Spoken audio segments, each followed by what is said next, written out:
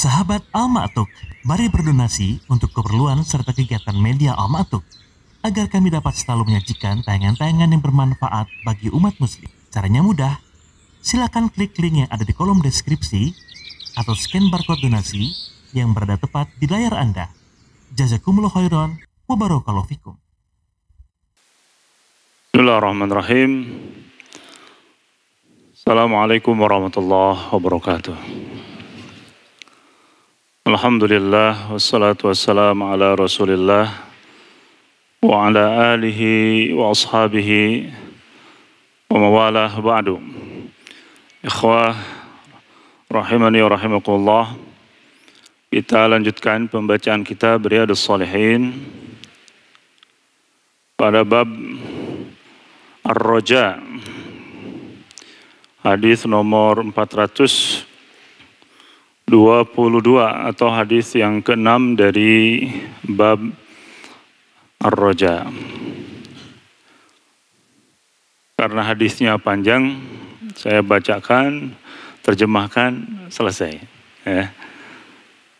Kalau di syarah ini sepertinya panjang.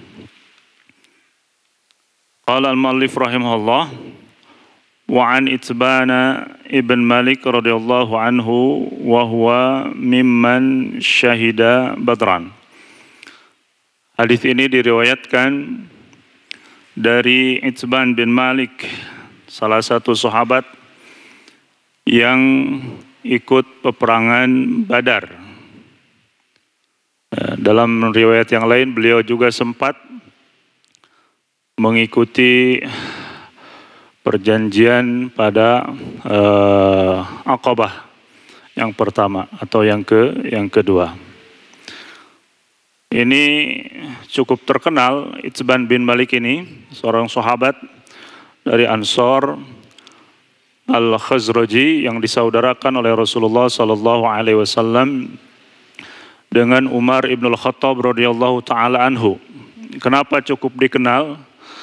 Karena rumahnya menjadi salah satu rumah yang mendapatkan kehormatan, ya, di mana Rasulullah sallallahu alaihi wasallam dan juga sahabatnya terbaik yaitu Abu Bakar As-Siddiq, ya, sebagaimana dalam hadis ini akan diterangkan, ya, sempat sholat di rumah beliau, sholat duha. Abu Bakar, Rasulullah, Abu Bakar dan juga Itban bin Malik, dan sampai sekarang rumahnya diabadikan, ya. Kalau yang Ustaz Didik mah sering kunjung kali kan di Madinah, tapi kalau kita mudah-mudahan bisa berkunjung nanti bersama Ustaz Didik dan yang lainnya. Jadi sekitar 2 kilo lebih, 2,5 kilo dari Masjid Nabawi, dekat dengan Masjid Jum'ah, pinggir jalan tepat, itu dikelilingi pagar biar orang tidak sembarangan masuk. Nah, itu menjadi salah satu situs, ya, yang ada di kota Madinah. Baik. Qala kuntu usalli liqaumi Bani Salim wa kana yahulu baini wa bainahum wadin idza ja'atil amtaru fayashukku alayya ijtiyazuhu qibala masjidihim. Itban mengatakan, aku ini suka menjadi imam untuk kaumnya Bani Salim, ya. Hanya saja ada sedikit masalah antara rumah dan masjid tersebut, ya. Kalau terjadi hujan, maka lembah yang ada di antara rumah dan masjidnya itu airnya suka meluap, ya, banjir. Sehingga Itban merasa kesusahan untuk berangkat dari rumahnya ke masjid, walaupun beliau menginginkan untuk sholat di masjid. Nah, karena waktu itu belum ada rakit, apalagi perahu, apalagi Nmax belum ada juga, ya. iRock belum ada juga. Jadi bingung ke masjidnya susah, ya. Kalau sekarang sudah banyak kendaraan. Kemudian karena alasan tersebut, ya, beliau tidak langsung mengambil keputusan saya sholat di rumah saja kalau begitu, ya. Tapi faji'tu Rasulullah sallallahu alaihi wasallam faqultu lahu inni ankartu basari wa innal wadiya alladhi baini wa baina qaumi yasilu idza ja'atil amtar fayashukku alayya ijtiyazuhu fawadidtu annaka ta'ti fatusalli fi baiti makanan attakhidhuhu musalla. Maka permasalahan yang beliau hadapi, beliau bawa ke Rasulullah sallallahu alaihi wasallam mengadu, ya, izin kira-kira saya bisa gak dengan alasan tersebut meninggalkan sholat berjamaah, ya, di waktu hujan turun kemudian terjadi banjir karena memang susah. Kemudian beliau menambahkan alasan yang lain, sudah demikian matanya sudah rabun. Dalam riwayat yang lain buta atau picak, ya, sehingga tidak bisa melihat jalan dengan jelas dan tidak bisa melewati, apalagi dalam kondisi hujan, ya, laleur. Kata orang Sundanya apa? Leur itu apa bahasa Indonesianya, Ustaz Zainal? Hah? Bahasa Betawinya apa? Licin, ya, leur. Tak khawatir terpleset sehingga gak nyampe ke masjid. Lalu beliau mengatakan kepada Rasulullah, menceritakan dan mengundang beliau, kira-kira bisa gak, ya, datang ke rumahnya sehingga bisa sholat di rumah Itsban bin Malik, kemudian tempat sholatnya akan dijadikan musolla oleh Itsban ibn Malik, ya. Dan ada beberapa hadis yang sampai kepada kita, diantaranya Rasulullah sempat sholat di rumahnya Ummu siapa? Ummu Anas, ya. Itu juga Rasulullah SAW melakukan sholat di rumahnya. Kemudian siapa lagi saya lupa, ya. Yang jelas sekitar ada 3 atau 4 rumah yang sempat Rasulullah SAW sholat, ya. Kemudian faqala Rasulullah sallallahu alaihi wasallam, seperti kebiasaannya Rasulullah, ya, beliau selalu dengan senang hati memenuhi undangan sahabatnya. Faqala Rasulullah sa'af'alu, ya. Rasulullah mengatakan, ya, aku akan mendatangi rumahmu. Nah, di sini Rasulullah Shallallahu Alaihi Wasallam, ya, tidak mengatakan insya Allah, ya. Padahal mau melakukan sesuatu yang akan dilakukan di tempo hari. Kata para ulama bahwa kita boleh tidak mengatakan insya Allah ketika dalam kondisi khobar, informasi atau azam, bukan sesuatu yang sudah diniatkan benar-benar akan berangkat, sebagaimana diterangkan oleh Syekh Muhammad bin Shalih Al-Utsaimin dalam syarah hadis ini. Faghada alayya Rasulullah sallallahu alaihi wasallam wa Abu Bakr radhiyallahu taala anhu ba'da mashtadda an-nahar. Lalu Rasulullah sallallahu alaihi wasallam di kemudian hari berangkat bersama Abu Bakar As-Siddiq. Ini selalu, ya, kemanapun Abu Bakar Siddiq ini sahabat terbaik Rasulullah, ya, bukan hanya di dunia, tapi ketika meninggalnya pun beliau berada dalam kuburan yang berdekatan. Nanti dibangkitkan pada Yaumul Qiyamah pun bangkit berbarengan dengan Umar ibn Khattab di tempat yang sama, di tengah-tengah Masjid Nabawi. Kemudian di akhirat tentunya adalah menjadi sahabat, ya, sahabat til jannah, ya, sahabat sampai mana? Sampai surga. Mudah-mudahan kita juga termasuk orang-orang yang masuk surga dan menjadi tetangganya Rasulullah sallallahu alaihi wasallam, khususnya yang di depan dan juga yang di belakang. Ya. Wasta'dzana Rasulullah sallallahu alaihi wasallam fa'adzintu lahu. Rasulullah sallallahu alaihi wasallam, ya, singkat cerita sudah datang ke rumahnya Itzban, karena jaraknya cuma 2,5 kilo. Kalau 2,5 kilo itu dari sini kemana? Dari sini kira-kira ke Abah Uus apa lebih, Sadasep? 2 kilo ke Kapolsek ya, dekat lah. Apalagi di sana jalannya rata begini. Falam yajlis hatta qal. Nah ini nih salah satu adab bertamu ya yang diajarkan oleh Rasulullah. Nah ketika Rasulullah ucapkan salam kemudian masuk, beliau tidak duduk kecuali beliau bertanya, aina tuhibbu an usolliya min baitika. Wahai siapa? Itzban, di mana aku harus sholat ya sesuai dengan permintaanmu itu. Karena Rasulullah diundang itu apa? Untuk sholat di rumahnya. Maka Rasulullah tidak banyak basa-basi dulu, to the point.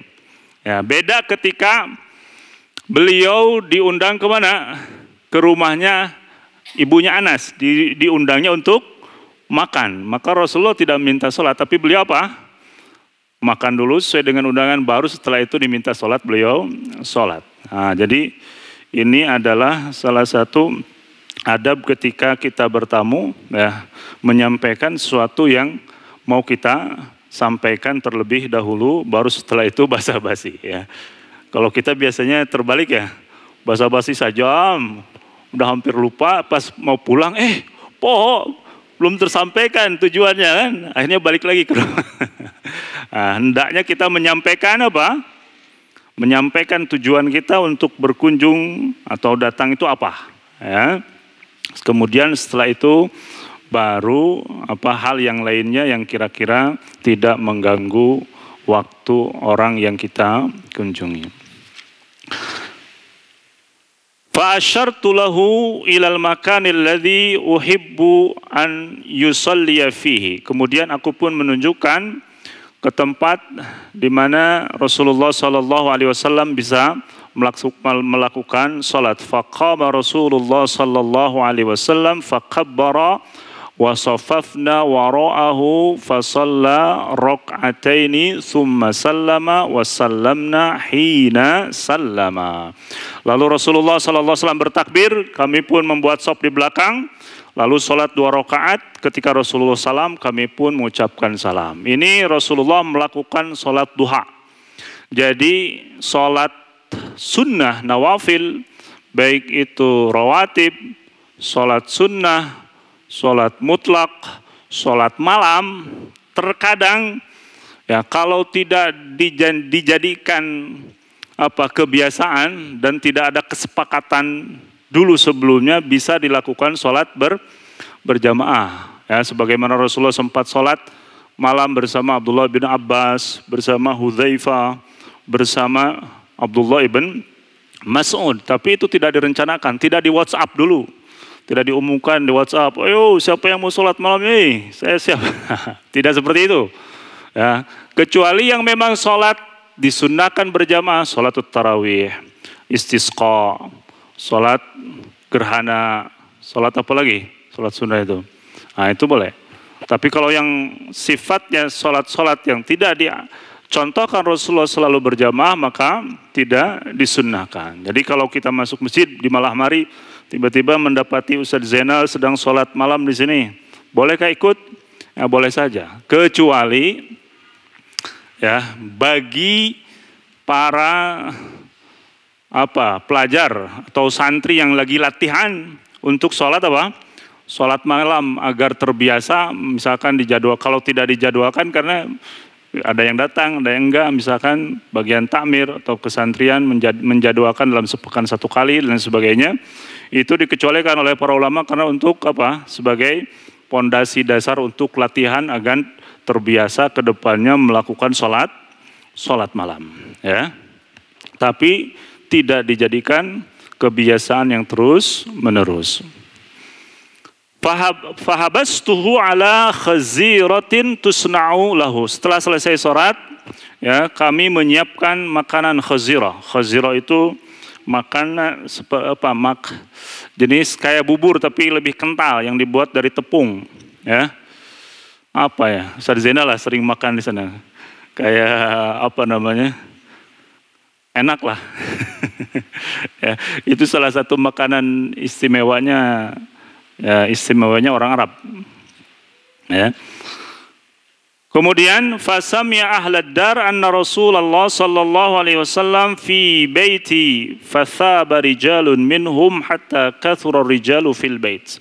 Maka ketika itu para penduduk ataupun tetangga-tetangga sekitar mengetahui bahwa Rasulullah ada di rumah saya.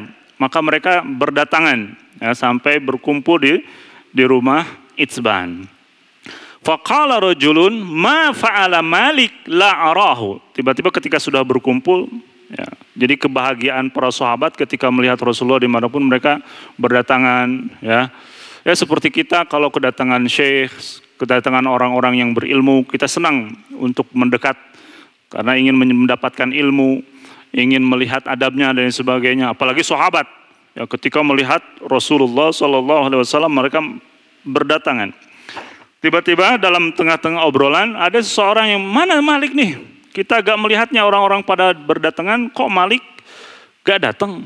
Nah, ini Malik yang dimaksudkan bukan Malik yang meriwayatkan hadis ini tadi, Malik Itzban bin Malik, ya, tapi Malik bin Duhsyum, ya. Siapa? Malik bin Duhsyum, ya. Seorang sahabat Rasulullah sallallahu alaihi wasallam, ya. Yang lainnya, bukan Malik yang ini. Faqala rajulun dzalika munafiqun la yuhibbullaha wa rasulahu. Ada salah seorang yang menjawab di antara para sahabat, dia adalah orang munafik yang tidak mencintai Allah dan Rasulnya. Langsung begitu, saklek. Faqala Rasulullah menegurnya, la taqul dzalika alla tarahu qala la ilaha illallah. Wahai fulan, jangan sembarangan kamu. Bahkan dalam hadis yang lain, kamu jangan menghina sahabatku. Bukankah kamu tahu dia mengucapkan apa? La ilaha illallah yabtaghi bidzalika wajhallahi ta'ala. Ya, bukankah dia mengucapkan la ilaha illallah dan dengannya dia mengharap wajah Allah Subhanahu wa taala? Faqala Allahu wa rasuluhu a'lam amma nahnu fa wallahi ma nara wuddahu wala hadithahu illa ilal munafiqin. Kemudian mereka menjawab, Allah dan Rasulnya mengetahui, maha tahu tentang urusan dia. Adapun kami melihat secara zahir, ya, dia suka berdekatan dengan orang-orang munafik. Makanya mereka mengatakan itu. Faqala Rasulullah fa innallaha qad harrama 'alan nari man qala la ilaha illallah yabtaghi bidzalika wajhallah. Kemudian Rasulullah menimpal kembali, sungguhnya Allah mengharamkan orang yang mengucapkan la ilaha illallah dan dia mengucapkannya benar-benar ingin mengharapkan wajah Allah Subhanahu wa taala. Jadi syahid hadis yang begitu panjang ini yang di ujungnya ini tentang yang mengucapkan la ilaha illallah. Kan kita lagi berbicara tentang roja, memberikan harapan. Artinya kita jangan putus asa dengan rahmat Allah, bahwasanya surga Allah itu mudah untuk diraih dengan hanya mengucapkan apa? La ilaha illallah, masuk surga dengan syarat benar-benar mengucapkannya dan melaksanakan konsekuensinya. Karena gak mungkin orang yang mengucapkan la ilaha illallah tidak sholat. Gak mungkin yang mengucapkan la ilaha illallah dengan benar tidak puasa Ramadan. Gak mungkin orang yang mengucapkan la ilaha illallah dengan sebenarnya tidak mengeluarkan zakat yang wajib. Gak mungkin orang yang mengucapkan la ilaha illallah mengingkari kewajiban haji dan amalan-amalan yang lainnya. Jadi bukan hanya mengucapkan la ilaha illallah. Ketika ada orang mengucapkan la ilaha illallah kemudian tidak mengamalkan konsekuensinya, kata para ulama, min akdzabil kadzibin, orang yang paling dusta, bapak dan nenek moyangnya pendusta. Jadi ucapkan la ilallah, laksanakan kewajiban, jauhkan kemaksiatan, insya Allah masuk surga. Terlebih kita 10 awal bulan Dzulhijjah, gunakanlah waktu ini dengan sebaik-baiknya, karena sesungguhnya semua amalan yang kita lakukan tentunya sangat istimewa. Mudah-mudahan kita bisa memaksimalkannya. Subhanakallahumma bihamdik, asyhadu an la ilaha illa anta astaghfiruka wa atubu ilaik. Assalamualaikum warahmatullahi wabarakatuh. Al-Ma'atuk, mari berdonasi untuk keperluan serta kegiatan media Al-Ma'atuk agar kami dapat selalu menyajikan tayangan-tayangan yang bermanfaat bagi umat muslim. Caranya mudah. Silakan klik link yang ada di kolom deskripsi atau scan barcode donasi yang berada tepat di layar Anda. Jazakumullah khairan wa barakallahu fikum.